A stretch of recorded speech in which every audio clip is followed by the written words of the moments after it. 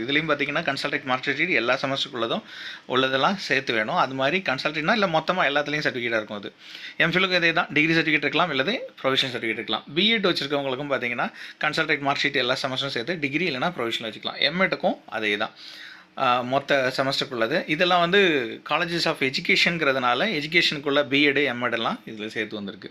இது வந்து ஆர்ட்ஸ் டிஆர்பியில் இருக்கிறவங்களுக்கு பிஎட் எம்எட்லாம் இது பொருந்தாது.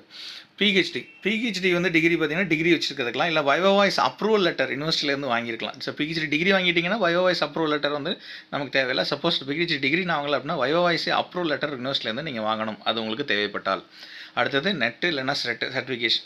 இதை நீங்கள் ஏற்கனவே கிளியர் பண்ணிருக்கீங்கன்னு சொன்னீங்கன்னா அது அப்ளிகபிளாக இருக்கும். அப்ளிகபிளாக இருந்துச்சுன்னா நீங்கள் அதை டெஃபினெட்லி நீங்கள் கொடுத்தாகணும். அப்புறம் எவிடன்ஸ் ஆஃப் ஜிஓ, சில பேர் qualification of equivalence of qualification வந்து கொடுத்துருக்கணும், அது வந்து இதில் டெஃபினட்டாக சொல்லணும். அடுத்தது பார்த்தீங்கன்னா கம்யூனிட்டி சர்டிஃபிகேட், இது 12வது ஃபார்மாக சொல்லியிருக்காங்க. கம்யூனிட்டி சர்டிஃபிகேட் வந்து